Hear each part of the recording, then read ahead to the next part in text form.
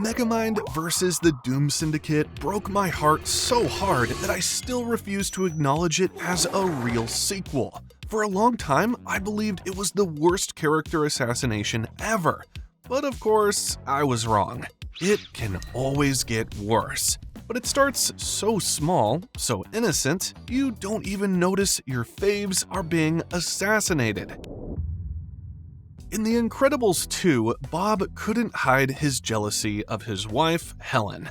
It all starts when they go to a big, fancy meeting with a billionaire named Winston Dever. Winston tells them he wants to make superheroes legal again. And Bob is so excited, he's practically jumping out of his seat. But then Winston says something that stops Bob in his tracks. He says that for their big plan to work, they need Helen to be the star, not Bob. Elastigirl is our best play. Better than me? You can tell Bob is not happy that Winston is choosing his wife over him. And when Helen looks disappointed by his reaction, Bob tries to play it off. Except that the damage is already done. Bob has just shown Helen and everyone that he is still that proud jerk from the first movie. He loves being a hero so much that he can't handle someone thinking his wife is better at the job than he is. Now, he could have just let things die there by swallowing his pride, but he pushes further and tries to argue that he's always having things destroyed because heavyweight problems need heavyweight solutions. His arrogance never let him accept the fact that his method of fighting bad guys is messy, and that his wife would provide something cleaner.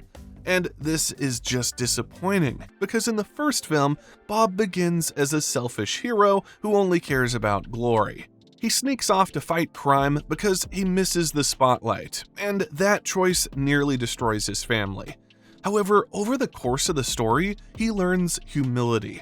He also learns to trust Helen and respect what his kids can do. By the final battle, he fights beside them as a team and acts like a real father. Unfortunately, the sequel rolls some of that growth back. Here, Bob spends a lot of time talking about wanting to be a hero again, and when Helen becomes the public face of the mission, his pride takes a hit.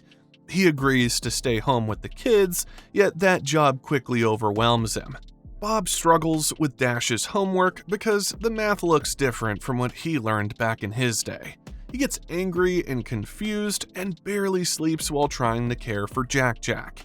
The baby's powers explode in every direction, and Bob has no idea how to handle it. At one point, he even crashes out in front of the kids and shouts about how he is Mr. Incredible. Mr. Incredible! We should call Lucius. The pressure pushes him so far that Frozone has to come check on him. But even that does not solve the problem. Jack-Jack's powers are too wild, and in the end, only E could help babysit. But here's why Bob is only found in the lowest category of character assassination. You see, the truth is, being a parent is really, really hard, especially for a giant, super strong man who is used to punching bad guys instead of changing diapers.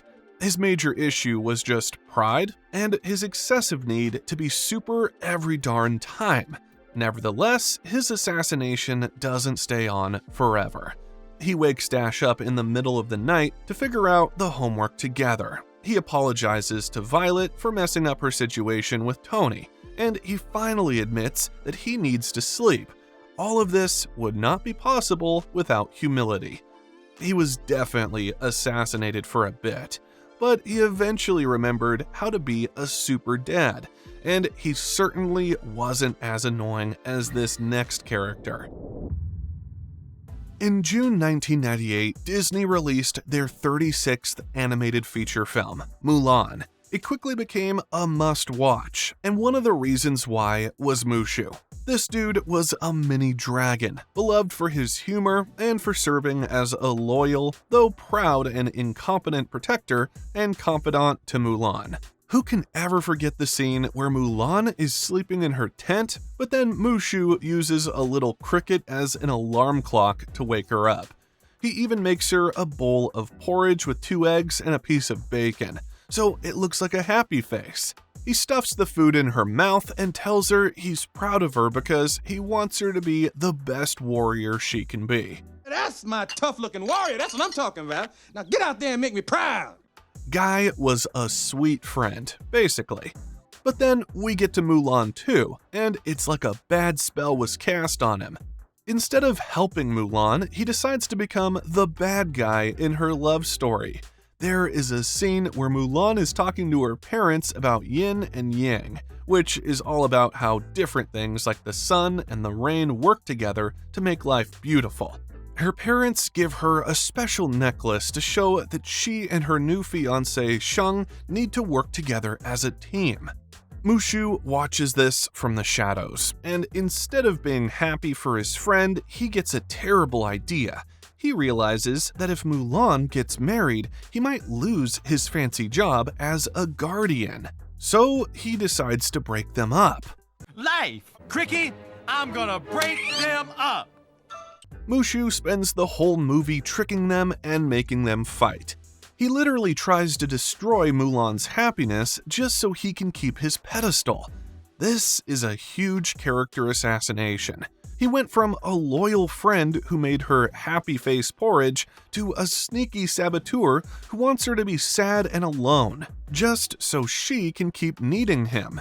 It's really hard, even annoying to watch, because the Mushu we know would never hurt Mulan like that. Plus, he sounds a little different because the original actor, Eddie Murphy, didn't come back, so he lost a lot of his funny energy. Now, you might wonder why he's only at the moderate level if he was being so mean. Well, aside from the fact that the damage stays inside one main subplot, Mushu never becomes a full villain.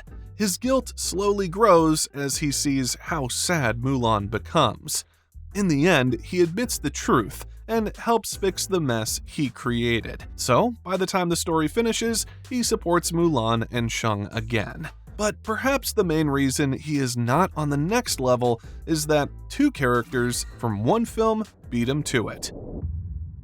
The case of Shrek and Donkey is a bit tricky. In the first two movies, they balance each other perfectly. Shrek carries sarcasm and quiet pain. He acts tough and rude because he expects people to hate him anyway. Donkey enters that lonely life like a loud storm, talking non-stop and singing at the worst moments. But you gotta have friends. Stop singing! Shrek tries to push him away, yet Donkey refuses to leave. But under all the jokes and endless banter, Donkey becomes the first real friend Shrek has. That friendship drives the story, with Donkey pushing Shrek to open up and chase after Fiona, so everybody could live happily ever after. Then, in Shrek 2, Shrek feels insecure when he meets Fiona's parents. He worries that he does not belong in her world, but Donkey continued to stay by his side the entire time, helping him sneak into the factory and race back to the castle before midnight. In Shrek 2, their characters weren't exactly assassinated because it preserved the most important parts of what made them who they were in Part 1. Shrek was still that witty and complex ogre, and Donkey retained his supportive and charming personality, not to mention his fast-talking and sharp humor. Unfortunately, when we get Shrek the Third, the assassin's knives come out. This movie focuses on Shrek becoming a father. When Fiona tells him she's pregnant, Shrek is thrown into a chronic state of panic. He dreams about wild baby ogres, complains about diapers, and keeps repeating the same fear that he will ruin his child's life. Look, feeling jittery about being a parent for the first time is a normal reaction. I mean, just look at what Bob Parr faced with his kids earlier. However, Shrek seems to completely lose himself because of his fear. He might have retained some of his sarcastic nature, but the deep, smart side of him appears less often. He becomes very moody and leans heavily into grumpy dad energy. I am an ogre. I'm not cut out for this, Fiona, and I never will be. Donkey also loses some of the spontaneous, chaotic charm that made him memorable. He still talks a lot and follows Shrek everywhere, but his humor becomes louder and simpler, basically one-liners. He spends more time just reacting to the story instead of helping to drive it with his wit. But do you know what's really sad? Their character assassination could have been resolved in the fourth installment. Except it made things worse. In Shrek Forever After, they tried to place Shrek and Donkey in an alternate universe to make it seem like they were trying to rediscover themselves. But this did more harm than good because it basically erased their bond and identities that made us give a damn about them in the first place.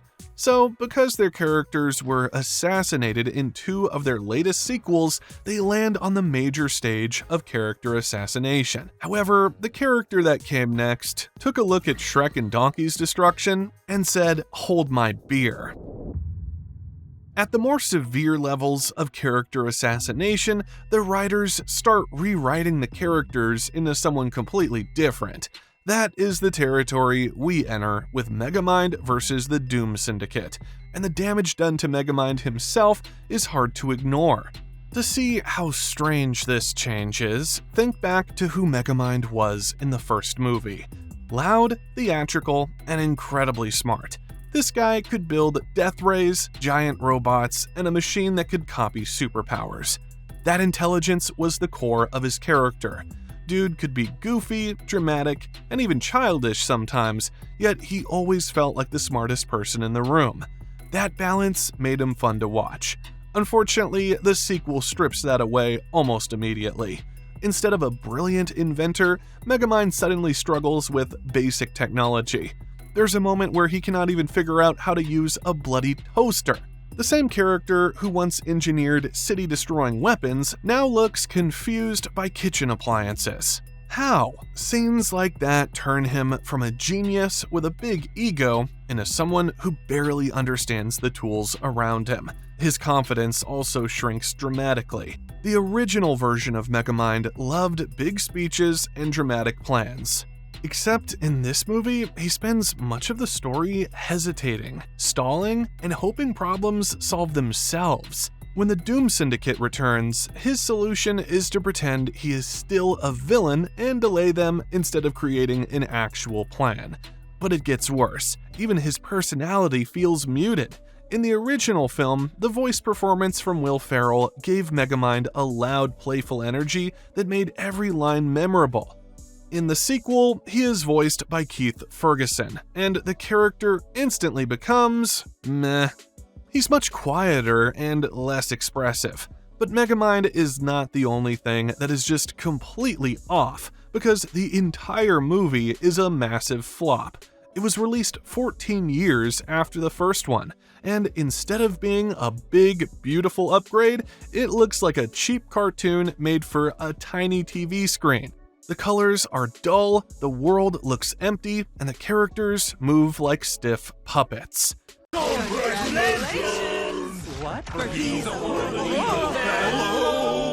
story is just as bad. The new villains, called the Doom Syndicate, mostly just stand around waiting for things to happen and do not command any fear. These so-called bad guys actually spend most of the runtime waiting for Megamind to reveal an evil master plan that he never actually has. The stakes stay small, and the tension rarely builds into anything exciting. Even the voices are different. The original movie had famous, funny actors who gave the characters likable personalities, but the new voices feel flat and boring. It's especially a severe character assassination because it completely rewrites everything we know and love about the original Megamind. Unfortunately, even Megamind versus the Doom Syndicate doesn't prepare us for the character destruction that comes next. There's no one I'd rather be than me. Ralph went from that, a truly protective friend ready to end his life for another, to a toxic, insecure, overprotective man-child. Scanning for insecurities. Insecurity detected. Unlike the other character assassinations we have seen so far, this one started with a strange decision in Ralph Breaks the Internet. it begins with the way the story treats Vanellope. And to understand the problem, we need to go back to what happened in Wreck-It Ralph. In that first movie, the idea of going turbo is treated as a serious crime. A character who abandons their game and jumps into another one can destroy entire worlds. The villain King Candy almost gets Sugar Rush unplugged, and the movie treats that choice as selfish and dangerous. That rule was clear. Characters belong in their own games because leaving can ruin everything. Simple. But then, in the sequel, Vanellope grows bored with Sugar Rush, stumbles into a new racing game called Slaughter Race, and decides she wants to stay there instead. In other words, she went turbo. Yet the sequel treats this choice as exciting and freeing. That moment changes the whole situation between Ralph and Vanellope. Now, this does not excuse Ralph's behavior later, but his concerns make sense at first. Besides, in the original movie, he risked his life to save Sugar Rush and protect Vanellope. The guy knows what happens when someone leaves their game the wrong way. So, a protective friend worrying about that danger feels natural. However, the sequel takes that concern and twists it. Instead of calmly talking to Vanellope or trying to solve the problem together, Ralph lets his fear grow into something ugly. When he hears that Vanellope wants to stay in Slaughter Race, he panics. He then goes to the dark corners of the internet and buys an insecurity virus. His plan is to break the game just enough to force her to leave. That decision turns a protective instinct into selfish control. Rather than protecting Sugar Rush, Ralph wants Vanellope to stay because he cannot imagine life without her. The Ralph from the first movie sacrificed everything so Vanellope could chase her dream. The one in the sequel tries to sabotage her dream because he feels lonely. One version learned how to put someone else first, the other clings to his friend so tightly that he nearly destroys the entire internet. With this, it became clear that the writers wanted to just force a narrative of toxic masculinity so badly. Because of this, Ralph could have even made it to the most severe stage, but the character who did was because we never saw it coming. It is the kind of assassination that hurts more than it surprises. So, in the finale of Toy Story 4, we see a moment that feels very beautiful on the outside. Woody is standing there, looking at his old friend Bo Peep, and he has a really tough choice to make. He can go back to the RV with Buzz and the rest of the gang to be Bonnie's toy, or he can stay behind. But then, Buzz looks at him and realizes that Woody's heart isn't in the RV anymore. He tells Woody that Bonnie will be okay, which is Buzz's way of giving him permission to leave. Then the big moment happens. Woody decides to stay.